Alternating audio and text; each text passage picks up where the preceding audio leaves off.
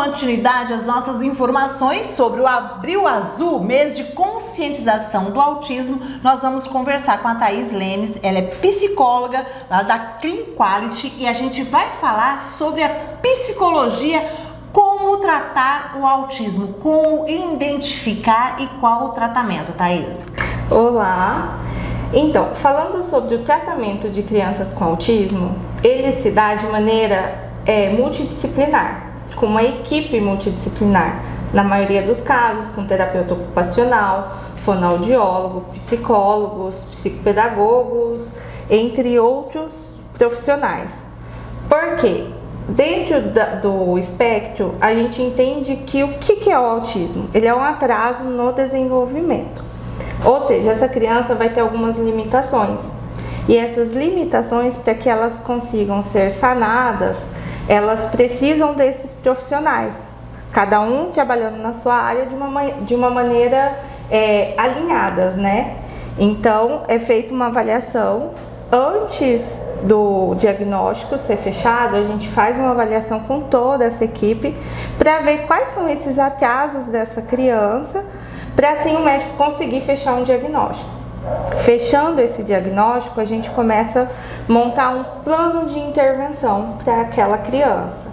Por que o plano de intervenção? Porque cada criança ela vai precisar de algum desenvolvimento específico, ou na área motor, ou na fala, ou na parte comportamental, que no meu caso, como psicóloga, entra a parte comportamental, né? Trabalhando essas habilidades comportamentais, a gente monta esse plano para a gente colocar em prática. Agora, Thaís, existe vários níveis, né, dentro do autismo. Qual o mais difícil e qual o mais fácil de se tratar? Tá, em questão de tratamento, o de suporte 1, a gente entende que ele vai conseguir ter um desenvolvimento melhor com essa equipe. Porém, o suporte 1 é o mais difícil da gente conseguir fechar o diagnóstico. E qual é o diagnóstico do 1? Do 1 é porque ele entra numa linha muito tênue, porque o atraso é muito pouco. Então quase não se percebe. Essa criança ela pode ter contato visual, ela pode brincar com outras crianças, ela pode ter um atraso pequeno na fala. Então ele é mais difícil de você conseguir fechar por conta das características comportamentais dessa criança. O que a gente entende hoje de níveis de suporte? O nível de suporte 1 é aquele nível onde a criança ela não precisa de tanto suporte. Então, ou seja, esse tratamento ele não será tão intensivo. Essa criança ela vai precisar de um acompanhamento para melhorar esse desenvolvimento, para que ela consiga ter uma vida funcional. O nível 2, ele precisa de um pouco mais de suporte e a gente entende que essa criança ela tem mais atrasos e na maioria das vezes vem com alguma comorbidade, como o TDAH, o TOD, a síndrome de Down, atrasos na fala consideráveis. Então ele precisa de um suporte maior. Mesmo assim, a gente entende que com o tratamento e com o acompanhamento de intervenções, essa criança ela vai conseguir alcançar o desenvolvimento dela. O suporte 3, ele já precisa de um suporte mais intensivo. Então, provavelmente essa criança ela vai ter uma intervenção mais intensiva, onde terá outros profissionais, né? E na maioria dos casos, essa criança costuma não ser verbal. Na maioria elas não falam, tem crises muito contínuas e também pode vir com a deficiência intelectual, né? Então, o suporte 3 ele seria mais para você conseguir dar uma melhor qualidade de vida para aquela criança. Ela vai conseguir se desenvolver, não tanto quanto a criança de suporte 1 ou suporte 2. Agora, assim, quando se fala de adulto, Thaís, como é que é o tratamento? É mais intensivo? Porque assim, descobriu-se muito tarde, é isso? O diagnóstico? Quando a gente pensa no adulto, o que a gente vem em mente? Que há anos atrás nós não tínhamos tantos profissionais dentro dessa área. Então, essa criança ela ficou um pouco mais desassistida, né? ela pode ser considerada aquela criança que era muito quietinha, muito tímida, quase não falava, e aí foi se deixando, né? Não se tinha tantas informações como temos hoje, e aí a gente deixou para procurar esse diagnóstico tarde. Vai depender muito do nível de suporte dele também, né? Na maioria das vezes já não entra o brincar, como é com as crianças, e é mais difícil para eles conseguirem se desenvolver, porque se entende-se que a criança de 0 a 6 anos, eles conseguem se desenvolver melhor, eles estão na fase de aprendizagem, de desenvolvimento. Então, esse é o importante da gente ter o diagnóstico cedo, porque a gente consegue trabalhar mais, a gente entende que o cérebro ele é como se fosse uma massinha de modelar. Então, de 0 a 6 anos, a gente consegue modelar esse cérebro, né? Então, o adulto, ele vai ser mais uma parte de qualidade de vida. Ouvir, entender as queixas, as demandas deles, né? Tentar proporcionar uma qualidade de vida melhor. Agora, assim, como que deve ser a rotina de um autista? Como é que os pais devem tratar o autismo? Muda-se a rotina toda? A família tem que estar envolvida? Como é que é? Sim, muda-se totalmente a rotina de um pai atípico, né? Porque as terapias são muito intensivas. Então, clínica, é escola, é outra clínica, é outro profissional. Então, se muda muito. E se a família, a gente fala sempre na clínica que a parte clínica ela é apenas 30%, o restante é em casa. Então, essa criança ela precisa sempre estar sendo estimulada. O que a gente entende? Que a criança autista, ela aprende por treinos. Então, ela precisa ser treinada. Não adianta eu treinar essa criança na clínica e ela passar o resto do dia sem aquele treinamento, sem trabalhar aquela habilidade, ela vai perder, entende? Então a família tem sim que estar envolvida. A gente fala que a gente precisa da tríade, né? A gente conhece como tríade, que é família, clínica e escola, se essa criança é da escola. Os três têm que estar alinhados para que a gente consiga desenvolver melhor essa criança, né? Trazer uma melhor qualidade de vida para ela. Hoje, inclusive, os professores já são treinados para receber esses alunos, Thaís? Sim, a gente ainda percebe algumas falhas na educação de modo geral, não apenas aqui em Pontes Lacerda ou Mato Grosso. No Brasil ainda se tem um pouco de falha nessa parte em suporte, né, para os profissionais, porque muitas vezes a gente vê crianças lá dentro e os profissionais não sabem como lidar com eles. Eu também sou professora e eu consigo ver este lado também dos professores, mas já estamos vendo profissionais mais interessados, procurando sempre se capacitar mais para poder melhorar até na parte de alfabetização, educação dessa criança, para que ele não seja esquecido.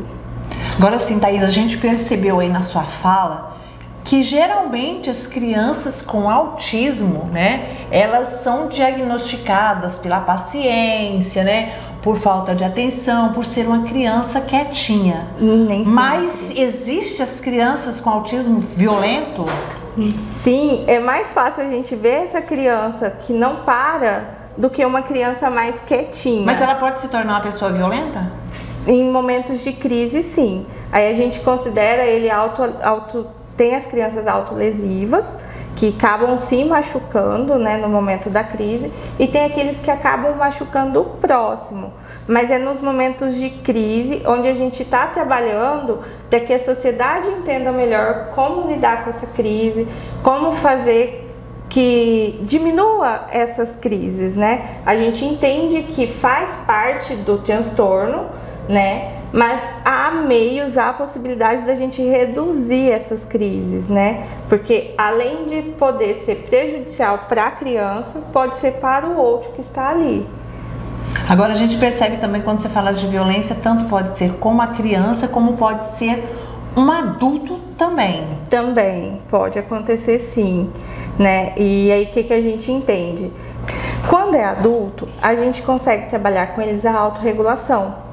Então, ou seja, quando eles começam a entrar em algum processo de crise, eles auto se regulam, né? Eles procuram meios de se regular. Seria como a gente numa crise de ansiedade. O que a gente faz quando a gente está numa crise de ansiedade? A gente para, respira, sai daquele lugar onde a gente está tendo aquela crise, e aí depois, quando a gente acalma, a gente volta. Com o adulto dá pra gente fazer isso. Quando é criança, a gente está trabalhando e treinando essa criança para que ela consiga fazer essa autorregulação. Thaís, como os pais podem controlar, como é que os pais podem ajudar essas crianças com autismo? Ou se desconfiarem, olha, meu filho tem todas essas características, como é que eles devem proceder? Tá, uma coisa que eu sempre falo lá na clínica é: você percebeu qualquer coisa diferente no seu filho, por mais que você já foi no pediatra, já foi em outros profissionais, eles falam, não, é só um atraso, ele vai falar ou ele vai andar, mas dentro do coração, que eu sempre falo, os pais sentem, né? Eles sentem. Se você quer uma segunda opinião, busque uma segunda opinião.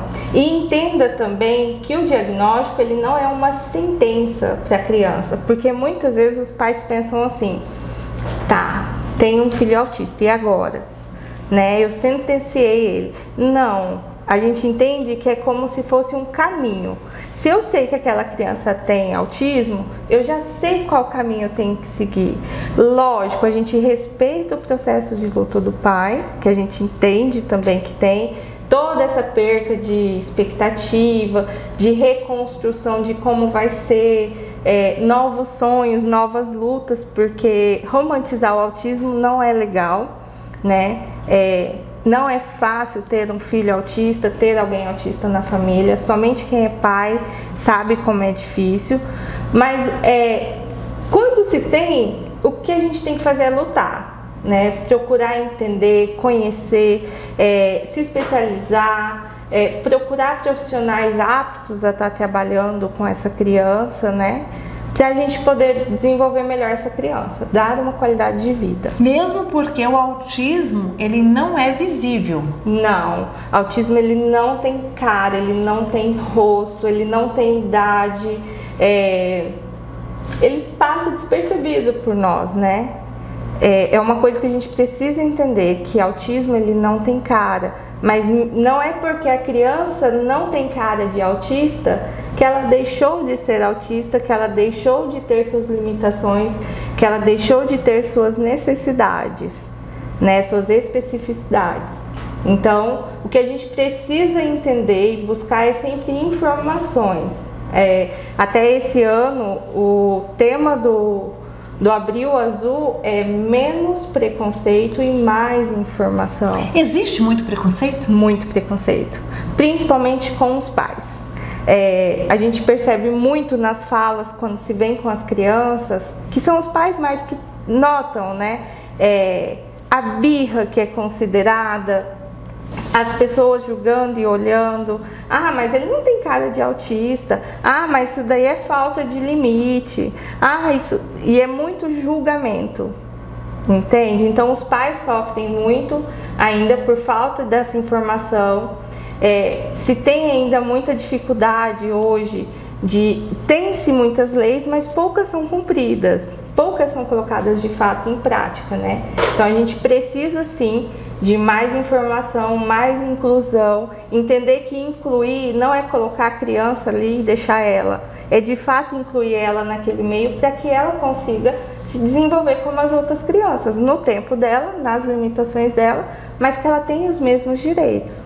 Thaís, eu quero te agradecer pelas informações e já deixa aí, né, uma direção para os pais, né, para como eles devem realmente agir se sentirem, né, que o filho tem alguma dessas características. Tá. Primeiramente eu quero agradecer o convite e como dica, observem mais a criança. Eu sei que cada criança é cada criança, mas a gente tem que observar os comportamentos dela, né? Alguns comportamentos que você acha que pode ser bonitinho ou que esteja com algum atraso. Ah, ele ainda não tá falando, ou tá com ecolalia, ou só com ecóico.